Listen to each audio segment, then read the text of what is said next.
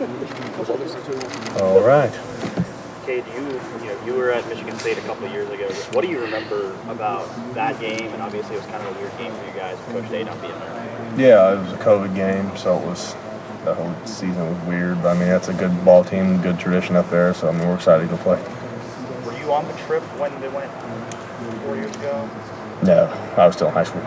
Yeah. I'm trying to think of the years. Yeah, no. Just going on the road for the first time this year, what does that mean to you? It's important. I mean, this is where I mean, we're going to be tested up there, and we're not going to be comfortable in our home stadium here. So we're excited to go see what we can do up there and what we're made of on the road. Cade, how does he feels like you can learn something about the team going on the road? What do you feel like are the things you're going to learn about the team this weekend? I mean, that's a really good question. I mean, we're going to see how well we're gelled together, really, if we're as tight as what we are, and I think we are. I mean, when things go bad on the road, it's easier to get bickering at each other and stuff like that. But I mean, I think we have a really great team, and I don't think that stuff's going to happen. So I mean, I think we're going to go up there. We're going to have a nice game up there.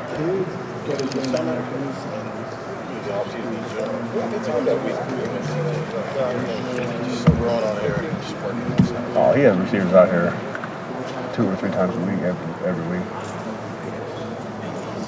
Constantly call like the Jackson thing is obviously the connection they have, but he's even talking about making sure he's got that type of connection with everybody. Receivers, Whippler to the right.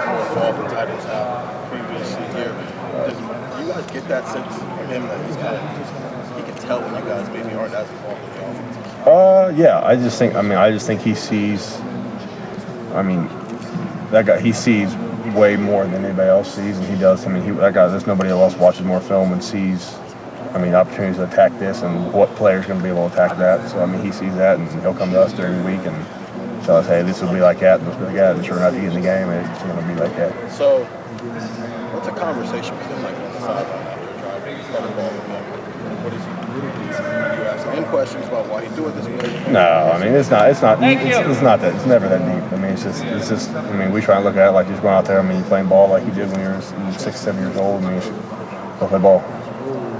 Cade, obviously, Mitch is adjusted to that fullback role. Had the fullback dive touchdown, but just in the blocking schemes, just how important is Mitch Rossi to you guys, whether he's lining up fullback or lining up on the line of the tight end? No, he's an important player. That's a good, smart football player. I mean, you can put in a lot of different positions. I mean, he's going to block well.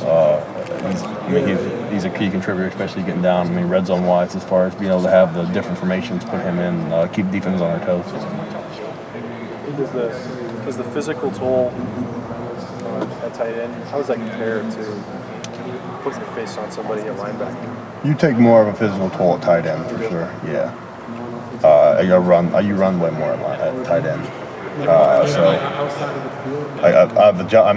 feel like I've adjusted well to the physical toll of it as far as physical demands and stuff like that. So I mean, just staying in the training room and making sure you're on top of your stuff, and other than that, just make sure you can walk next day. Yeah, I know you love that part of it, but just being physical, does it change the way you have to handle a Sunday or a Monday? Oh yeah, I mean you definitely spend more time in here, just as far as just little things getting right. I mean, just if you come back after practice and just sit in the ice tub again, like just little things like that, that'll help. I mean, you can feel a difference when you go to practice on Tuesday.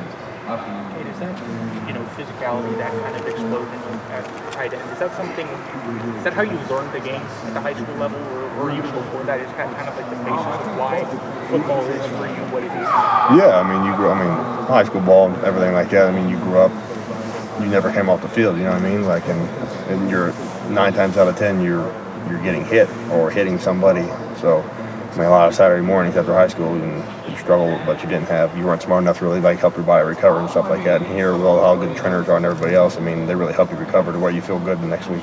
How did that kind of help you kind of define the player that you are? Whether, I mean, you've played both ways, right? And both are physical positions, but I guess learning the game of football with that emphasis on physicality and kind of making, not being afraid of contact. How did that help you become the player that you are today? That's just the way. I mean, that's the way I've always learned to play. That's what my father taught me to play. And that's, if you're not physical, if you're not tough, you can't play the game of football, in my opinion. So, and it seems, I mean, sometimes it seems like that's kind of a dying breed, across America. So if you can keep that, I mean, you can stick out even more, I feel like. So that's just a family. Yeah, it's just the way. That's the way I've learned to play, and I don't know if I can ever get away from him. Cade, what's it been like watching Steele's success this year coming off? He had 11 tackles. You're close to him. Just what's that been like? Oh, I mean, that's one of my best friends. Him and Tommy are like blood. Couldn't really make us any closer. So, I mean, I'm just super excited for the guy. I mean, he works hard. He probably will never let anybody else see who he really is, but he's awesome. I mean, he's a little bit of a dumbass, but he's awesome. He's a great guy. Yeah. I just remember after the Rose Bowl, you guys were sitting with each other. I did a little interview with you guys. I'm kind of like in the stands or whatever. And is it weird, like what the difference 9 months makes? You know, you're playing linebacker in the Rose Bowl, and he is too. And now you guys are both starring on the opposite sides of the ball. Is it kind of strange when you think about those days? I mean, not really. I mean, it kind of feels like this was feels like we've done this forever, to be honest. And we come home, every single night we come home, him, Tommy, and my girlfriend, we sit at the card table, we play a game of euchre every single night. We got a big tally on chalkboard, so yeah. I mean, that's been every single night for the past 3 months that we've done that, and it just seems, it's just fun coming home and knowing that, like, I mean, we come here and do this, but then when we go home, we're just some normal ass kids. Is Tommy ever chatty Cathy in those kind of situations? I mean, yeah, he gets pissed when I deal myself a loner. That's really about the only time. Yeah. But he tells jokes, doesn't he? I mean, does he? Oh, yeah. I mean, because you know what he's known. He's known for like not saying much to us. Yeah, he's also known for picking up Trump when he only has one other Trump in his hand, but it's all right. Yeah. But, so you really take that to heart. Pardon the expression. Yeah. What's the funniest or coolest thing you've ever heard him say? What's the funniest or coolest thing you've ever heard Tommy say? Yeah. Oh my Just God. give me one example. That you can, well, I'm on the internet. I can put anything on there. That's a good question. I've lived with Tommy my whole life, and it's been we've had some conversations. I don't know if it's the funniest thing. I mean, we used to live in dorms together, like when we were freshmen, and we used to lay there and just be like, what are we doing? Yeah.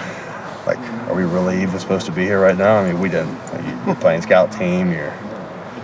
Nobody really cares about you, and we just kind of stayed close to each other, and that's. I mean, we've had some of the best conversation of my life just laying in the dorm room at 11:30 at night talking to him. Yeah, but on the field, et cetera, he's a no nonsense guy, right? I mean, would you describe him that way? I mean, just like around. But go ahead. Yeah, I mean, I would.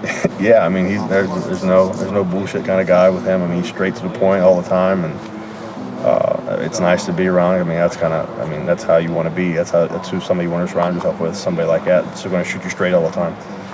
Do you think Tommy and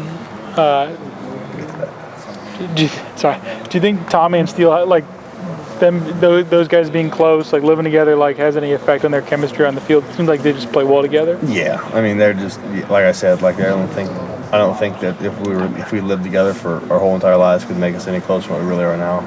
And when you live with somebody, you really, especially when you live with somebody for 4 years, like you really. You know all the flaws, you know all the stuff that pisses you off about them, and then like you live like brothers practically in there. And when you play out there, I mean that's how you care enough about each other like brothers. So Steele's a Georgia guy. Did he even know how to play? Did you have to teach him? No, we taught him. And you and Tommy. Is Tommy any good? I taught Tommy how to play. So you're the teacher, so you're obviously the best, right? Yeah, of course.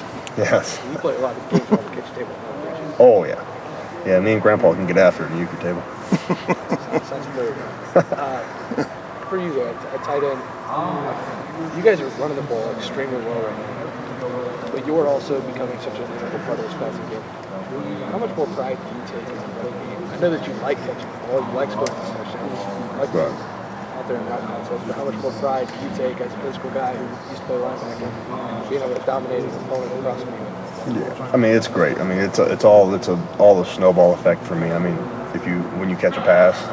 And then you're blocking, everything just goes better after that. If you make a nice block, you're out, you catch a nice pass. I mean, it's all a snowball effect because it's just. And once you know that the mentality of, what you can do, you're like, okay, I'm in it now. Like just like when you like the first hit always takes the nerves off on defense. It's just everything just snowballs after that. Really, that's how it's always been. And once you get rolling, you just keep rolling. Can you feel when you guys are running the ball better? Oh Can yeah. you feel when you're not running the ball very well?